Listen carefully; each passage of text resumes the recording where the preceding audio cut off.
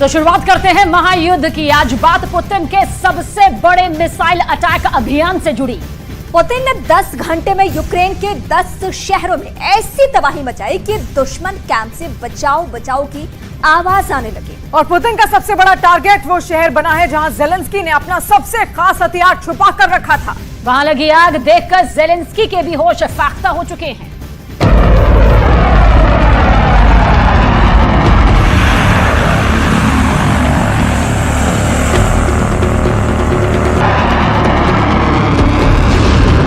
Sukhoi 24 रूस का बहुत ही भरोसेमंद ग्राउंड अटैक फाइटर।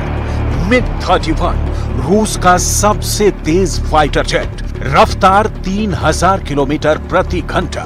और TU-95 रूस का सबसे पुराना परमाणु बम वर्षक विमान, जिसकी आहट से ही घबरा जाता है पूरा नाटो। अब इन 3 विमानों ने ऐसा क्या किया कि जेलेंस्की के होश फाख्ता हो गए। इन 3 विमानों ने आखिर ऐसा क्या बरसाया है कि पूरा नाटो सहमा हुआ है।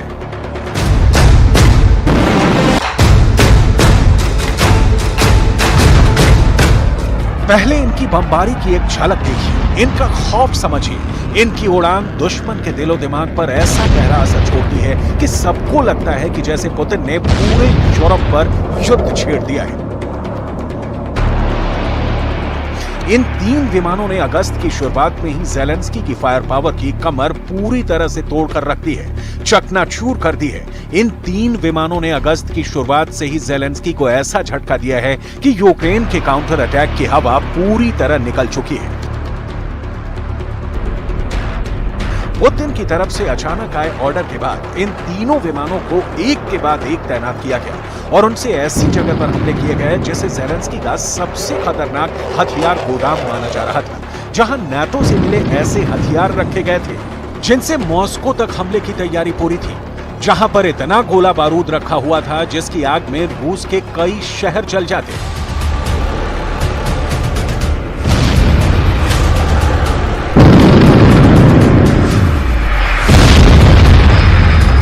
पुतिन की तरफ से ट्रिपल अटैक में स्टॉर्म शैडो मिसाइल के गोदाम उड़ा दिए गए।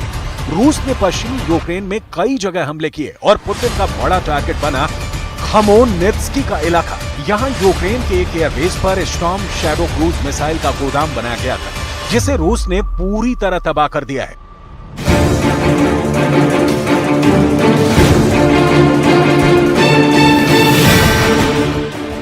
यूक्रेन के क्षेत्रीय प्रशासन ने इस बात की तस्दीक की है कि रूस की तरफ से कई हवाई हमले हुए हैं। अब सवाल यह है कि इन हमलों के पीछे पुतिन की रणनीति क्या रही है। क्यों पुतिन के टारगेट पर ब्रिटेन से सप्लाई की गई स्टॉर्म शैडो मिसाइल है और पुतिन इस मिसाइल को पूरी तरह क्यों जल्दी से जल्दी खत्म करना चाहते हैं।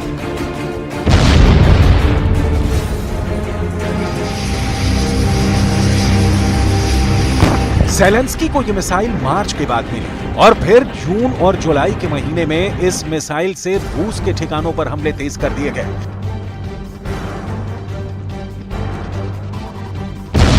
इसी मिसाइल से रूस के कई टॉप कमांडर्स और उनकी ब्रिगेड को टारगेट किया गया। इनमें लेफ्टिनेंट जनरल ओलेग सोको दक्षिणी मिलिट्री डिस्ट्रिक्ट के डिप्टी कमांडर थे। उनके पास बदियांस्क का मोर्चा था। स्टॉर्म शैडो मिसाइल से उनके रिजर्व कमांड पोस्ट पर हमला किया गया और इस तरह पुतिन के पसंदीदा जनरलों में से एक को जेलेंस्की ने खत्म कर दिया। स्टॉर्म शैडो मिसाइल से जेलेंस्की अब तक पुतिन के 2 बड़े कमांडरों का शिकार कर चुके हैं।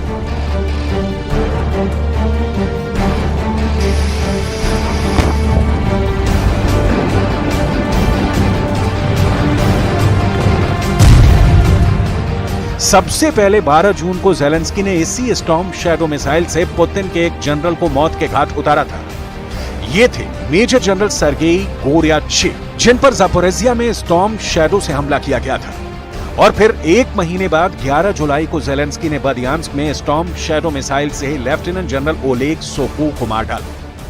एक ही महीने के अंदर 2 बड़े जनरल्स को मारने का मतलब साफ है कि जेलेंस्की अब लॉन्ग रेंज वाली मिसाइलों से पुतिन के कमांडर स्ट्रक्चर को तोड़ना चाहते हैं। पुतिन इस बात को समझ गए हैं और फिर उन्होंने स्टॉर्म शैडो के गोदाम को टारगेट पर ले लिया, क्योंकि जेलेंस्की बताना चाहते हैं कि उनकी मिसाइलों से पुतिन के बड़े बड़े कमांडर भी महफूज नहीं है और वो यूक्रेन की फौज को रौंद कर आगे बढ़ने वाले हर जनरल को मौत की नींद सुलाने जा रहे हैं।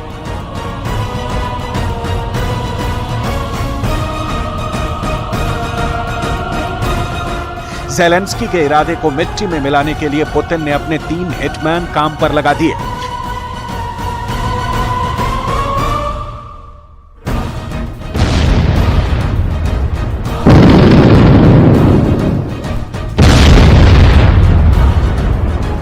पुतिन ने स्टॉर्म शैडो को खत्म करने के लिए सबसे पहले अपने Tu-95 यानी रूस के सबसे पुराने परमाणु बम वर्षक विमान से हमले किए। इस विमान से KH-101 क्रूज मिसाइल लॉन्च की गई और इससे खमेलनित्स्की के करीब एयरबेस पर ताबड़तोड़ हमले किए गए।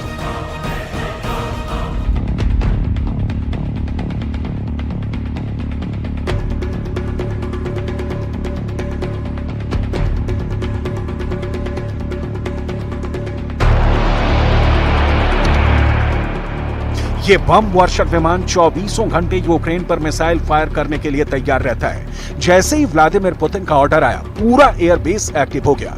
मिशन के लिए फौरन रूस का यह खतरनाक न्यूक्लियर बम वर्षक Tu-95 उड़ान के लिए रेडी हो गया।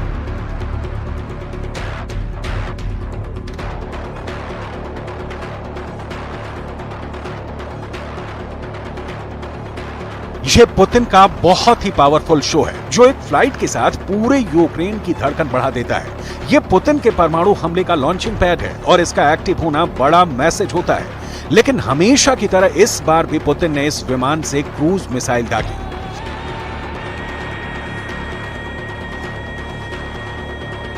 इस जहाज में लगे प्रोपेलर की आवाज गजब की है। ये जितना जमीन पर डराती है, उतना ही खौफ इसकी उड़ान के बाद दिखता है। इसके प्रोपेलर की आवाज हजारों मीटर की ऊंचाई से बहुत साफ सुनाई देती है। ये रूस की परमाणु स्ट्राइक वाली फ्लीट का बड़ा हिस्सा है। इस विमान से यूक्रेन के अड्डों पर दागी गई KH-101 मिसाइल 2500 किलोमीटर की रेंज तक मार कर सकती है और इस मिसाइल के साथ ये विमान और खतरनाक बन जाता है।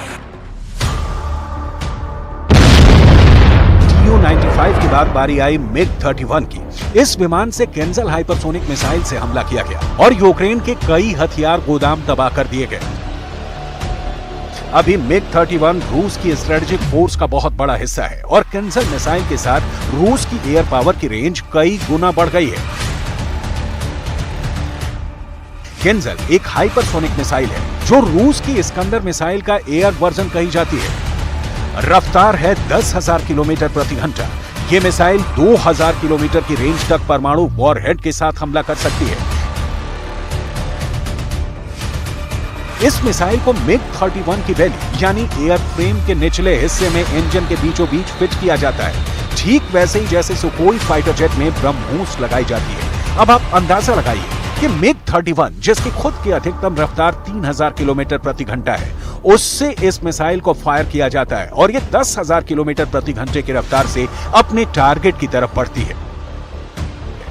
केंजल को इंटरसेप्ट करना यानी इसे रोकना किसी एयर डिफेंस सिस्टम के लिए नामुमकिन सी बात है। अब इस मिसाइल से स्टॉर्म शैडो के गोदाम को मारना इसलिए भी जरूरी हो गया क्योंकि पुतिन के लिए चांस लेना जानलेवा साबित हो सकता है। स्टॉर्म शैडो का खौफ रूस की फौज में बढ़ता जा रहा है। इस वक्त इस मिसाइल को इस्तेमाल करने के लिए नाटो ने यूक्रेन के सुखोई 24 फाइटर जेट को तैयार कर दिया है। सोवियत दौर के इस विमान को इससे लैस किया गया है। इसके फाइट जेट के 2 वर्जन हैं और दोनों ही अब स्टॉर्म शैडो से लैस हैं। यूक्रेन का सुखोई 24 विमान टारगेट से 250 किलोमीटर दूर स्टॉर्म शैडो मिसाइल को लॉन्च करता है। उसके बाद ये मिसाइल अपने पहले से तय फ्लाइट पाथ पर उड़ते हुए टारगेट के करीब पहुंचती है और हमले से ऐन पहले स्टॉर्म शैडो एक ऊंचाई तक जाती है और फिर डाइव करके अपने टारगेट पर हिट करती है। स्टॉर्म शैडो का जो वर्जन ज़ेलेंस्की को मिला है उसकी रेंज 250 किलोमीटर है। यूक्रेन के पास इतनी लंबी रेंज की कोई और मिसाइल नहीं है। स्टॉर्म शैडो से ज़ेलेंस्की ने रूस की सेना के ठिकानों पर लगातार तबाही मचाई है। मई के बाद से इसके हमले अचानक बढ़े हैं। जून और जुलाई में तो इस मिसाइल ने भारी नुकसान पहुंचाया है। अब आगे अगस्त और सितंबर में भी ज़ेलेंस्की ने इससे कई हमले प्लान किए हुए हैं, लेकिन पुतिन के जवाबी अटैक ने ज़ेलेंस्की के विकल्प कम कर दिए हैं।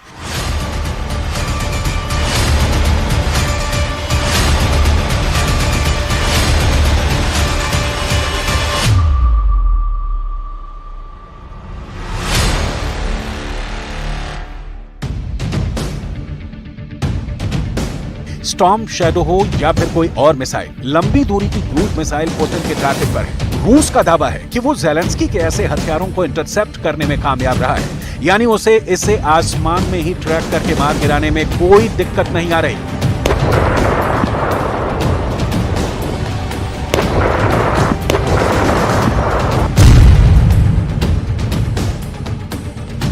पुतिन को नाटो ने बहुत मुश्किल में डाल दिया है, इसलिए पुतिन ने अब नाटो को टारगेट करने का फैसला किया है। और इसमें पुतिन के 3 बहुत ही खतरनाक फाइटर जेट सुखोई 24, सुखोई 30 और सुखोई 35 तैयार कर दिए गए हैं।